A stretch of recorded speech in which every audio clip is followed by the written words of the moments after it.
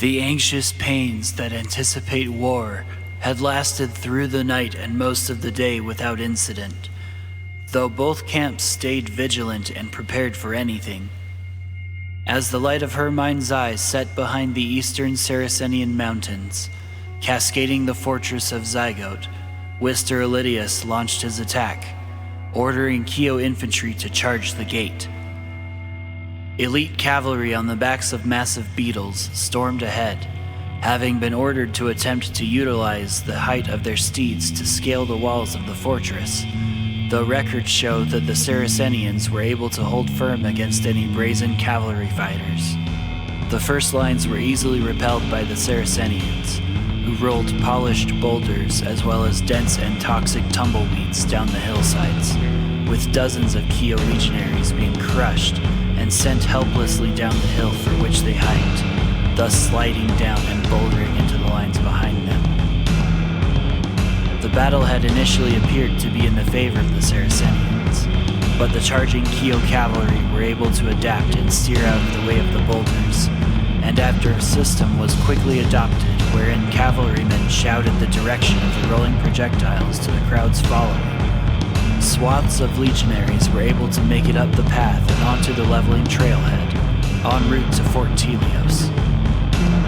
Dumort of Heracles ordered the first defense line of Moth riders to dive in and impale the Qyo cavalry with disposable ironhead lances, enabling the riders to fly away before the wings of their moths were clipped by the reach of nearby opponents.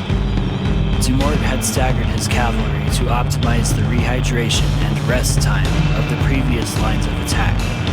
The plan seemed to be working with incredible results early on in the conflict.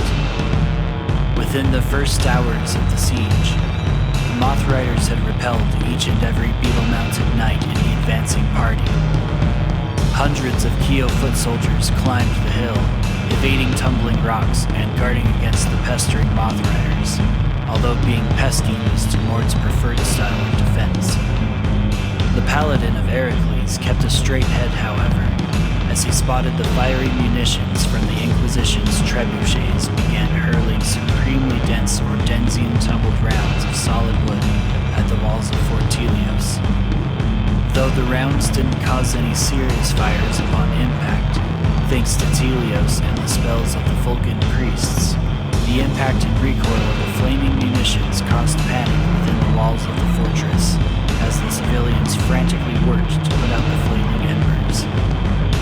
A flock of moth-mounted Sarracennians attempted to approach and dismantle the trebuchets of the Qyo forces, though they were met with billowing bursts of spewing fire from the barrels of heavily armed Qyo juggernauts. These Qyo fire bishops were violently uncovered to be the secret weapon Wister Oledias had in his assault against the independent Mount of Zygote and their Sarracennian protectorate. The fire bishops of Qyo were able to push the Sarracennian ground defense all the way inward and right up to the ornate and untested walls of the city mount. Archers and spearmen did their best to repel the advancing fire bishops. However, the throwing flame of Qyo conquest had either singed a defending soldier to their fiery death, or at the very least repelled the Moth Riders as they attacked from the skies above. It is famously said that not a single defending Sarracennian soldier fled that day. Nationalists within the Qyo state at this time were quick to accuse the Moth Riders of cowardice as they attempted to pierce their enemies from above. The perspective of the Moth Riders was recorded by only a handful of jockeys at the time, although many claim that their majestic warrior beasts valiantly persisted during the defense. Dumort of Heracles can be congratulated for keeping his composure through the defense of Mount Zygote. Once the battering initiated on the fortress's southwestern-facing gate, the knotted knight of the Freelands ordered that the gates be opened as soon as the Fulgen monks were ready to unveil their method of defense in this fight. As the solid vineyard gate had begun to splinter away due to the fire-tipped batterers handled by the Qyo legionaries, the Fulgen monks showcased the fruits of their week-long prayer of spores ritual. The few Keeley eyewitness reports that remain speak of a mauve haze that had risen from the soils beneath the stronghold's walls. A few Qyo soldiers had begun shoveling under the door to the tightly woven synthetic vine fortress when a feeling of unmitigated fright and discomfort overcame the shovelers, who kneeled over in minutes in writhing, full-bodied pain. Their respiratory collapse and instant change of color from orange emerald to a ghastly sheet of flaking epiderm had horrified the surrounding legionaries, who must have been quick to assume the worst of their friends' conditions and set their own friends alight with their flamethrowers.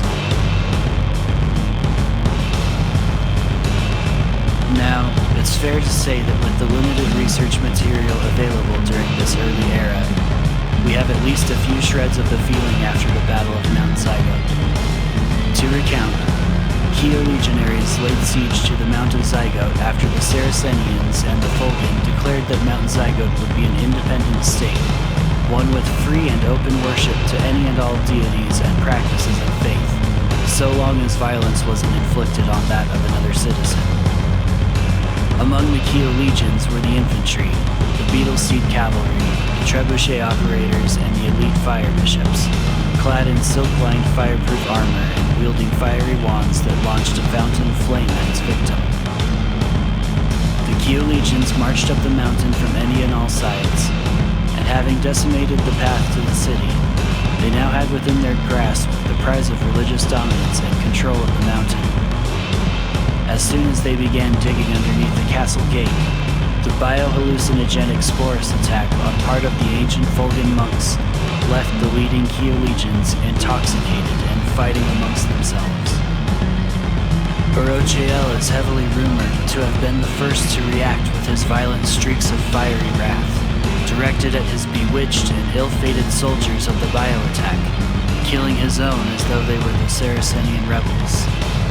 With the utterance of a powerful command, Telios guides the Prayer of Spores offensive into physically safe but mentally destructive torture. The mauve haze turned into a thick orange powder, quickly inhaled and exposed by almost 4 legions behind the leading Qyo besiegers. It is regretful to report that records of the experience are few and far between, as this powerful spell on part of the oppressed Fulgen monks frightfully ended in extended memory loss for the Qyo legionaries. So much that after this battle, those exposed to and affected by the Prayer of Spores attack had their brain seeds plucked and stored by pious Qyo missionaries, as the whole of Qyo's infantry force had been rendered into a withered and vegetative state. The brain seedless husks of the Qyo legions were quickly rendered into piles of compost. It is said that the mothers of the Knights of Sarracennia took upon the task of incorporating the husks of Qyo soldiers into the growing fields, where their matter would contribute to the feeding of beasts and animals, having the effect of warming relations between Qyo and Sarracennia, if only for a moment of individual reverence beyond the borders of the conflict. The Fulgen priests had collectively summoned their expression of anguish and desire for vengeance for the oppressive law of the Qyo Inquisition, and directed it at the attackers of Fort Telios. What looked to be a total besieging of a newly found state with scarce resources for a lengthy military campaign turned out to be a brazen display of cooperative and alchemical power by an ancient and powerful species of people. This prayerful offensive had shocked the world of the Keeley even beyond Qyo. Dumort and Antonio were appalled and even frightened at the sight, but were able to accept the deed as a necessary one, as the Qyo legionaries may not have been so merciful themselves if they were successful in breaching the walls of Fort Telios. Only a fraction of Qyo's attack force at the Battle of Fort Telios had been eradicated before they turned to retreat, with many current historians believing that the Qyo forces had been frightened into turning back towards the safety of their canyon strongholds. A week after the Battle of Fort Telios, the Qyo field generals met with Commander-in-Chief Wister Oledias to discuss how and what happened at the battle, and and how to move forward from a magnificent defeat. The general feeling within Qyo seemed to be that of embarrassment and boiling hatred for those of Fulgen species. Famously, Wister Oledias did not let his anger get the better of him, and so the tactful and pious Qyo patriarch chose to pray to the body herself for strength and keen guidance. A supporter of Oledias at the time recalls seeing the massively important figure in hemp fields, standing tall and outstretched and with his roots firmly underground, to pray to the heavens and the soil at once. After only a few days of spiritual reflection, Wister Oledias ordered a vicious assault on the small settlement of Alta, a northern Sarracennian village wherein many champion riders stayed during military operations. The people of Alta were caught off guard in the darkness of early morning when smoke began to fill the settlements built into and around the ancient trees, who are said to have adopted the earliest moth riders into their leagues. The invisible culprits set the trees alight and fled, and to the grand dismay of the iron-willed and vengeful Sarracennian knights that pursued the arsonists, the Qyo fire bishops were able to flee without a trace, as they set blaze to vengeful predator moths of Alta with discreet, high-propulsion flamethrowers. The fires decimated the Sarracennian mountainside climbing northward, luckily never passing the river east of the Index mountain range. Those that managed to escape with their lives said that the fire rampaged on until the highest mountaintops allowed their snowcaps to unthaw and douse the soils. However, this would still have been over a month after the first spark of the arson on Alta. As survivors from these dark days somberly reminisce when their minds allow it, they would claim more than anything that the northwestern Index of Sarracennia would never recover from the violence committed by Wister Oledias. After the blackened earth had cooled, groups of Qyo legionaries occupied the barren lands, raking salt into the destroyed soils and rendering it barren for generations to come. Beasts would eventually occupy the lands, and Qyo would one day pump clean water from far below the singed layers atop what was once the beautiful northwestern Index of Sarracennia. This plot would be largely contested for generations, first by Sarracennians replanting trees and their namesake pitcher plants to protect around the starts, and Qyo missionaries planting bitter and poisonous orchis vines in the soils to attack the opposing saplings. Interestingly, by the time of the Grand Master's ascendancy so many years in the future, this plot will still be contested, but in more jovial fashion, with starts of hops or hemp being planted around the few trees Sarracennia gets away with planting. The attack on Alta was quick and debilitating. Oledias had successfully sent a message to the Knights of Sarracennia by reverting the cream of the cavalry to ash. This had a severing effect on the morale within Sarracennia proper. Civilians walked in a zombified haze beyond measurable sadness, and could be forgiven if they were to submit to the will of Oledias in order to trade rebellion and anarchy towards the massive and growing religious order, to study alongside the strict and unabashed preachers and warriors that made up the figures of the faith of Qyo Kili. The enemy had offered an olive branch of stability to those who were put through retaliations to extravagant displays of artistic expressions toward the Qyo faith structure.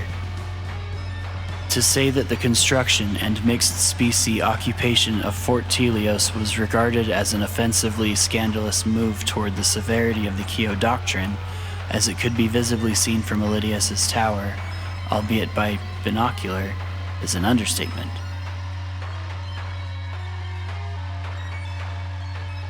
In early 700s legal terms, the religious freedom of the Qyo Empire and its surrounding lands warranted that the Monos has the right to protect the surrounding landscape if it is seen to have fallen into ruin.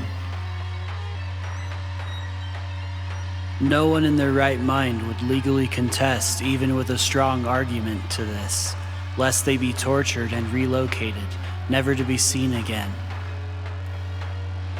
To Oledias, he was of sound moral mind that sending an army to destroy Fort Telios was the right thing to do, Oledias is a study in contagious confidence. So brutal was he to his enemies and conspirators that it imprinted upon his subjects an attitude of proud complacency and control. Because of the way he framed his decisions, he was seen as a firebrand paladin, elected by the body incarnate to hold the sword of faith aloft, with brilliant and beautiful orchid petals blossoming from his back and facing the shining light of her mind's eye. The triad of Dumort of Heracles, Eusitonia, and Telios of Marasmius were hard at work on the next stage of the campaign. The burning of the Northwestern Index was close to a vital blow to any unified idea of Sarracennia as a state, but over the course of a few weeks, Dumort had noticed an influx of immigrants and volunteers into the city of Fort Telios. This was fantastic news, as thousands of veteran cavalry had been lost to recent battles. The 20,000 or so that remained were thought to have scattered to the independence of the northeastern capes, where they would regroup and tend to their wounded steeds. The rebuilding of Sarracennia's defense structure was helmed by none other than Dumort of Heracles. He began this daunting venture by attempting to reinvigorate the mood within Sarracennia. One of the few surviving sources from this early age was Damo the Loud, a troubadour that had found friends among the Qyo and Fulgen knights, as well as tradespeople, mystics, and inventors alike, though no one knew where he originally came from. Of the brilliant leader Dumort of Heracles, Damo the Loud writes in his war journals, quote, "That great paladin of the Sarracennian hill, his grace and kindness and aura felt by all, mostly by those enemies of freedom in Qyo Canyon, who felt the optimism and energy return to us with the smile and knowledge of the unwavering Dumort of Heracles. Humble, honest, and strong, he of Heracles was the envy of anyone clutching negativity, which would wash away within his orbit. To be met with this great knight is to be led by his eager command." End quote.